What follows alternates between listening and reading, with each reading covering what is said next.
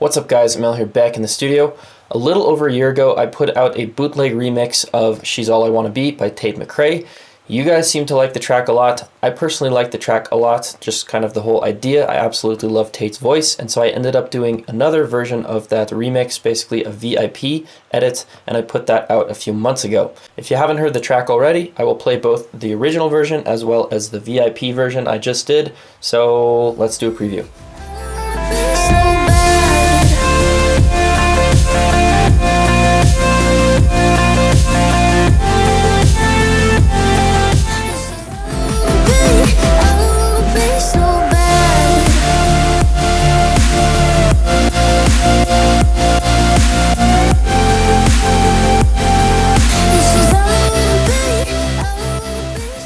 Now, after posting both of those tracks, I've gotten quite a few requests to go through and show how I did the song, and that is exactly what I'm going to do today. So right here I have the original version open, and this is the project I'll run you through the break and the drop and everything. And then pretty much for the second version, the VIP version, everything is almost the same except for the drop. So I'll just open up that project afterwards and show you just the drop, and I think that should do it. Without further ado, let's jump in and see how I made this remix.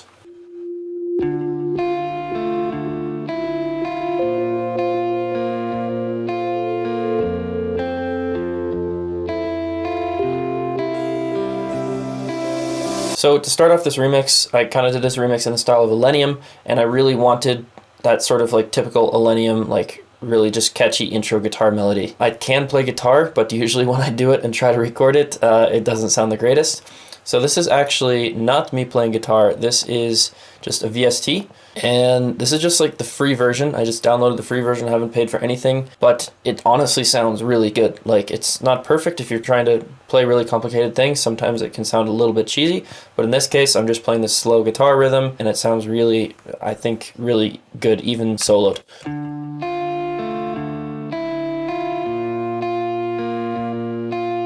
I did do a little bit of processing to it. As you can hear, it's a little bit distorted and stuff. So first of all, I'm just going to turn off these effects, and this is what it sounds like with no effects, just coming straight out of Contact.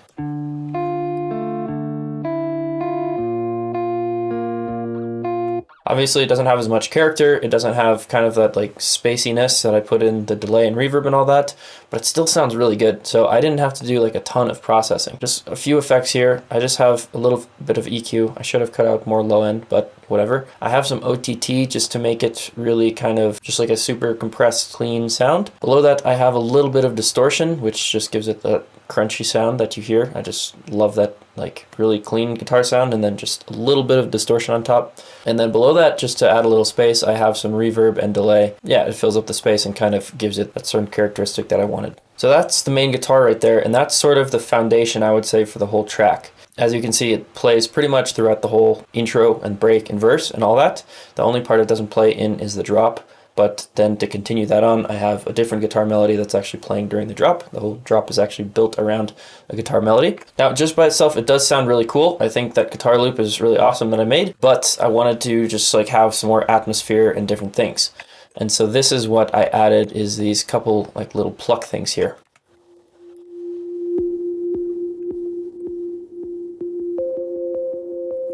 They're super, like a really, really simple sound. I think it's just like a little sine pluck.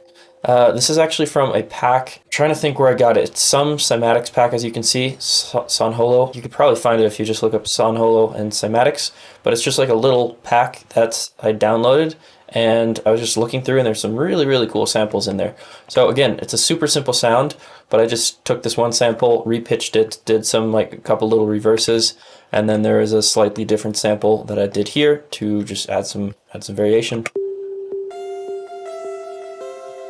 There's these kind of like analog-y, old synthy sounds. Again, very simplistic, but it just builds the atmosphere, and I think it kind of just has the bed of the track. It just catches the listener, brings you right in, and then the drums come in, and everything is going from there. So speaking of drums, that is where everything comes in the next section. After this guitar intro, then you can see we have a lot more instruments coming in on bar 13. We have some chords up here, we have pianos here, some basses, and of course the drums. So I'll just go from top to bottom and show you what's going on. First of all, we have these chords. I did like these kind of, I don't know, I feel like I've heard this rhythm in like maybe some more dubsteppy tracks like Millennium or Set the Sky or something like that, just kind of like these dum bum bum. I'll just play it and you can hear the rhythm.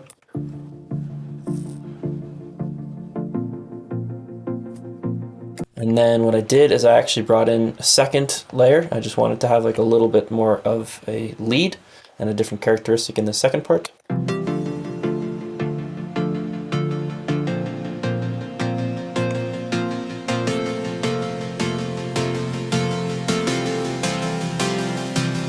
It's a super simple sound. I think I made it in Serum probably. Did I do it in Silent? Oh yeah, I just did it in Silent. But it's basically just some saws, a tiny bit of white noise, and some cutoff. So I just made it in like 20 seconds.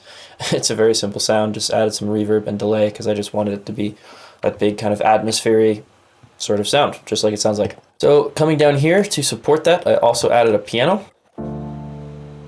Just very simple chords. I think it's in Nexus. Yeah.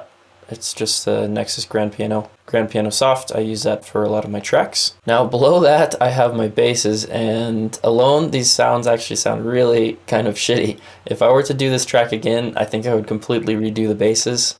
Here I have 2 layers. This is the first one.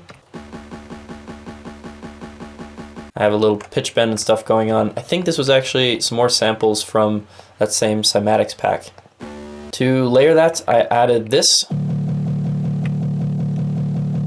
I forget exactly what I did here, but I'm pretty sure what I did is I recorded like a VST, I made a bass line, and then I ended up exporting that audio and chopping it up just because I had a bit more control over it that way. But again, the bass alone sounds pretty shitty. In the whole mix of the track, it kind of blends in and you don't notice it, but yeah, I would definitely redo that if I had the chance. To help with the bass, I have a sub that brings in like the really low frequencies. Just this guy, I use this sub bass in almost every track. It's just 2 octaves of sine waves. So really quick, I will mute the drums and you can hear all these instruments together.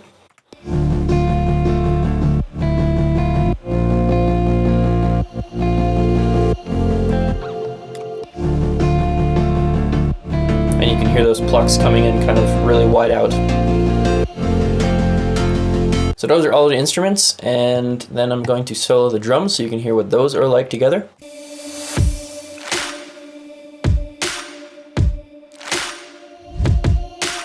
So what I wanted to do here is create that stereotypical like Millennium or Future bass, just like big kind of wet drums. I have this really fat kind of punchy kick from a sample pack, and then a lot of these samples I use from this cymatics pack. There's this really cool, I think this is one of my favorite samples. It's like this clap, but it's like a ton of claps layered up, so it comes in like it's here, I'll just try to play it so you can hear what it sounds like. It sounds really, really cool, especially when I took it and I reversed it, and so that sort of sucks you into the next bar, and then you have these big snare hits which also add like a lot more punch to it.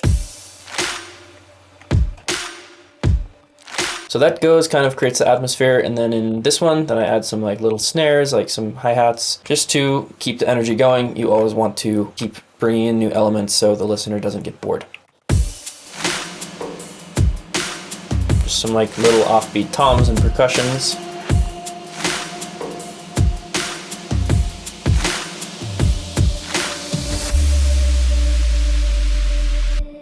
And that is the break. So then what happens next, as you heard, we have that big build down, this like big sub drop, and what I'm doing here, if I bring back the instruments, is everything just kind of chills out again. It's just this back to the original guitar, and then I'm very, very slowly filtering in the guitar melody, which brings us to the build. So that sounds like this. Just like a big long sweep down here, and then that comes here and brings us into the build.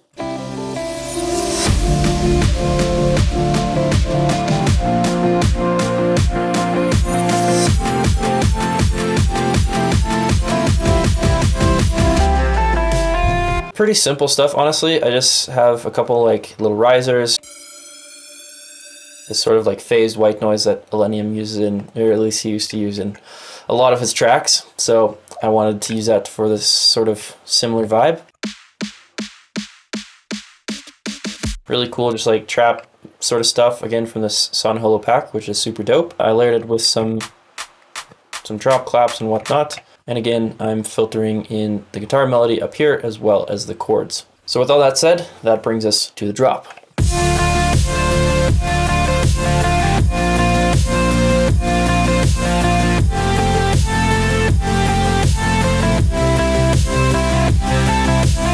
what I wanted to do with this drop is, initially I thought I wanted to do a bit crazier drop, but I just come up with this guitar melody and I liked it. It's not like my usual style. I normally like making tracks with like big, huge festival drops and stuff like that, but I just rolled with it and kind of made it work. So this is the guitar melody I came up with. So pretty similar to the other guitar. This guitar actually has some distortion on it to begin with, and then I just wanted to amplify that. So boosted some high end just because it's the lead. I wanted it to have some more high end presence, OTT, reverb, delay, all that stuff. But yeah, I just wanted that to be the main lead, kind of have an organic sound to the drop. And then at some point I came back and I liked the lead, but it's like pretty mono and in the center, so it just needed some support elements. And so that's what this is. It sounds kind of weird on its own, but in the whole mix, once you add the chords in and stuff, you don't really hear it. It's just playing the lead and it just helps like widen it out into the stereo field. So then below the leads, I have these chords, which is also a very big element of the drop that fills it up.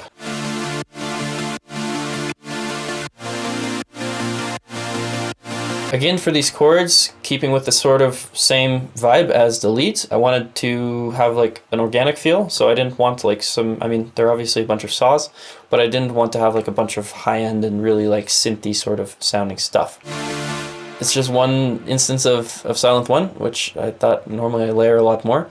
But yeah, just some detuned saws, a little bit of white noise, a little bit of chorus, and nothing on the second oscillator. And then what I did to kind of keep it in that more organic feeling is a lot of times saws have a very harsh high end. So in this case, what I did is I boosted some mids and even toned down the high end a little bit. So there we go. I have EQ under that, some OTT just to kind of squash it a bit. And as you can see, also on this OTT, this is kind of a trick that I use a lot, is you can actually sort of EQ your sound and shape your sound using OTT. What you do is you drag these sliders, and these are the sliders for the high, mid, and low end. And so by dragging this down, like if I play these chords and drag this up, you can hear it has a lot more high.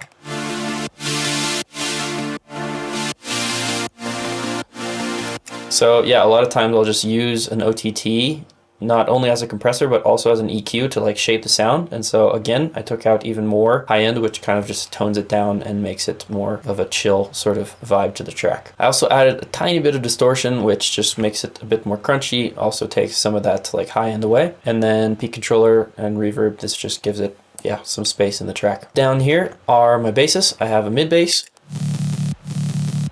which is like this really crunchy. I think I have maybe 3 layers. Yeah, so I actually have this contact bass, which is, it's a funk bass. So that's a pretty cool sound. Sounds like this. Below that, to give it more crunch, I have this one. It's just like super, super kind of crunchy. And then one final layer, which is just like a saw and white noise to just, yeah, I guess fill up more frequencies. So that's the mid basses. And then of course under it, I have the sub bass, which like I said before, it's that same sub bass. It's just 2 sine waves an octave apart, and that's it. So for the drums in the drop, pretty straightforward. As you can see, there's really not actually a whole lot going on. I pretty much have a kick. I think these are rides or crashes. It's like double time of what the kick is. That just kind of helps give a little bit more high end to the track, just gives it kind of some natural sounds with that cymbal. Then I have a crash, which is, I'm using the crash in a weird way. I have the crash actually on the offbeats that kind of layer up with these snares. So that's almost just like a layer of the snares. Down here I have some hi-hats with a tiny automation clip. And then in the second half of the drop, I have a couple more crashes, and are these rides or something? A couple uplifters and downlifters and things like that. Yeah, so really not too complicated for the drop, and that's just the way I wanted it. I have some people commenting on the drop. They're like, oh, you should have done this and you should have done that and your drum should hit harder and all that. But like I said, that's just the style that I ended up wanting to do with this drop, with that sort of chill guitar. I just didn't want to keep it super complicated. And then that's why, and you'll see that in a second, why I did the second drop, the VIP version, is because I came back and I liked the track so much. I just wanted like a drop that had a little bit more energy. But in this case, in this first version, it's just a very simple drop, and I'll play it all together one more time what it sounds like. It's just chill, but I like it.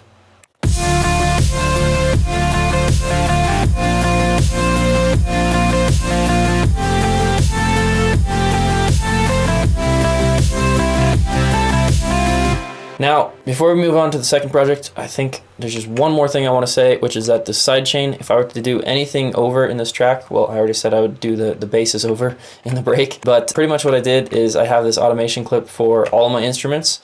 So this is affecting the leads and the chords and the basses and all the instruments. I think if I were to do it again, the sidechain sounds a bit hard, like it's pumping a bit too much. So I'd probably separate this out, probably leave this for the basses and the low end, but maybe for the high end, for the leads and stuff, I would have less sidechain just because it's just like really feel like it ducks down a bit too much. Anyway, it can't be perfect, and I've also become a lot better as a producer since then. You know, you just make mistakes along the way and you learn from them. With that said, let's close this project, jump over to the VIP mix, and I'll show you what I did in that drop for the VIP version.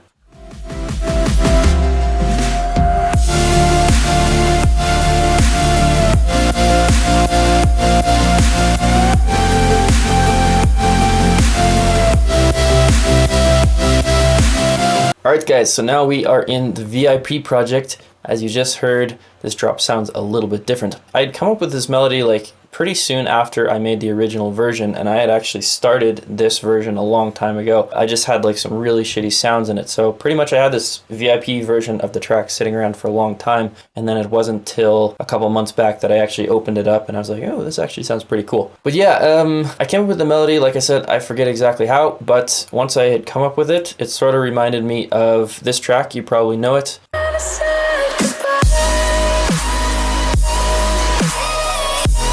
So that's sort of what I used as like a reference track in creating this VIP version of the drop, and I just really liked it. I love the original version with the guitar, but I just wanted a version that if I ever played at a live show or something, I could just have like a lot more energy and just something that like really pumps, more synthy, more EDM-y. So like we did before, let's start out with the leads, work top to bottom. This is what the leads sound like.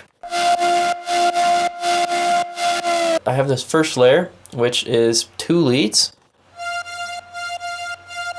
It almost sounds like a violin, and then here's the second lead. And this lead sounds really weird. What I did is I distorted it a little bit, just a bunch of saws, and then I also put a pitch LFO on it, and so I basically turned up the LFO really fast, and so it's like oscillating really fast and gives it that like super gritty. If I turn this off, it would sound...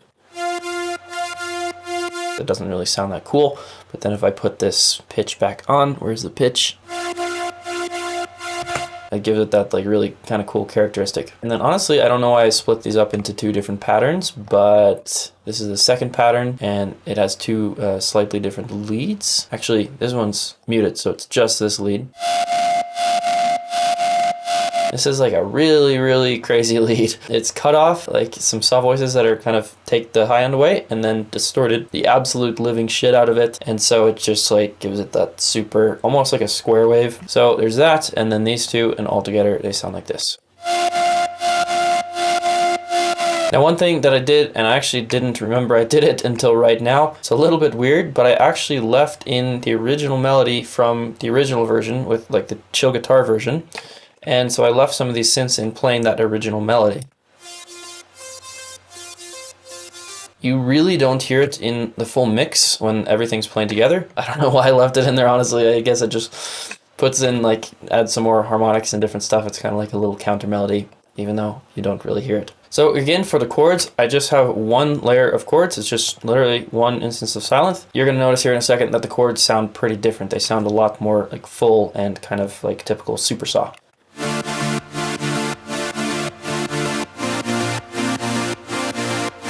I think this is actually the same exact preset that I made for the other track, but if we go to the processing, you can see that, well, that's actually not different, and that's not different, so what's different? I don't know what's different. Oh, there we go. Okay, I guess I just boosted a little bit of the high end, so if I take this away, that really makes quite a bit of a difference, and it sounds, I love that sound. But yeah, that just gives it, again, that more like typical EDM super soft feel, that high end and just like very lush sounding chords. Now, because I wanted this drop to have a lot more energy, I did end up adding some more basses. I think this is actually the same like little shitty sample that I had in the break for the basses, but I just chopped it up and also used it in the drop. And in the drop, even though it sounds kind of shitty in the break, I think it works a lot better in the drop just because there's so many more instruments playing. So it kind of helps widen out the bass sound. And I actually ended up using a second layer of bass. I'm not sure if this is the first or second. Pretty much this one here is the exact same bass as that you heard in the last drop. And then to just fill it out, I wanted something that made the bass even more powerful, and that's this layer here. Yeah, it's literally just one instance in Serum. Just some cutoff saws, maybe, yeah, some distortion and chorus, and that just helps fill up if I play this without. And then add this layer. You can hear it sounds way more aggressive, way more fat, and also a lot wider. So with that said, here are all the instruments together.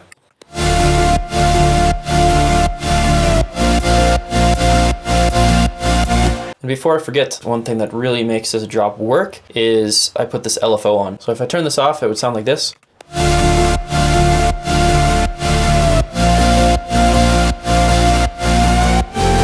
I mean, just super boring. That melody is so simple, and it's this giant flood of noise, and it sounds stupid. So what I did to like make this super simple melody more interesting is I added this LFO. I just made this very simple shape, and then as you'll see, I'm actually automating the rate as well as automating the level of the LFO. So it's not always working, but just in very certain parts it comes in and chops it up either to like a quarter rate or a half rate or whatever it's doing.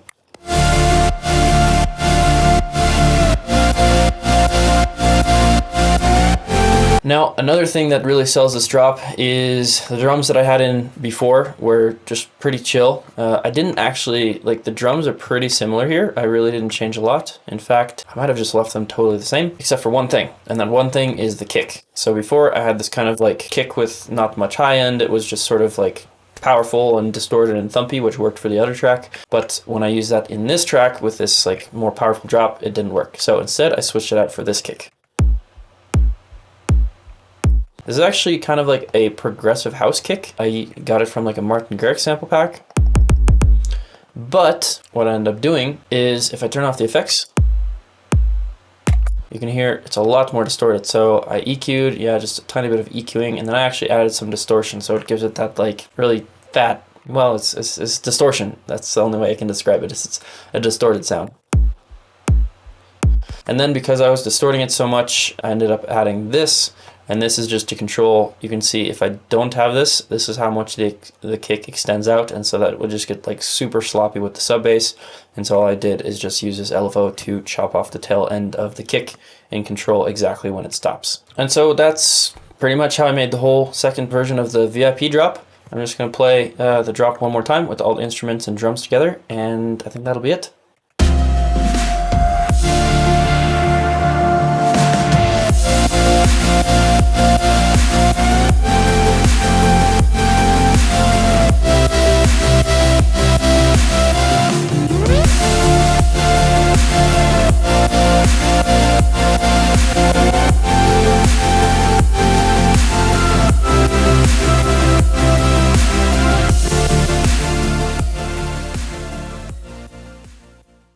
Alright, so there you have it guys, the original version of the track, as well as this more crazy like festival VIP version.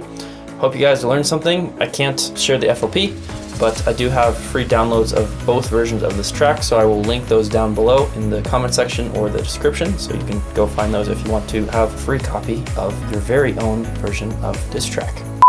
But yeah, that's gonna wrap up this video guys. Again, I hope you learned something. Stay tuned for more videos and remakes and tutorials and all that good stuff to come. Make sure to go follow me on Instagram at Amél Music Official. And I don't think I have anything else to say. Thank you so much for tuning in. I love you guys. See you in the next one. Peace.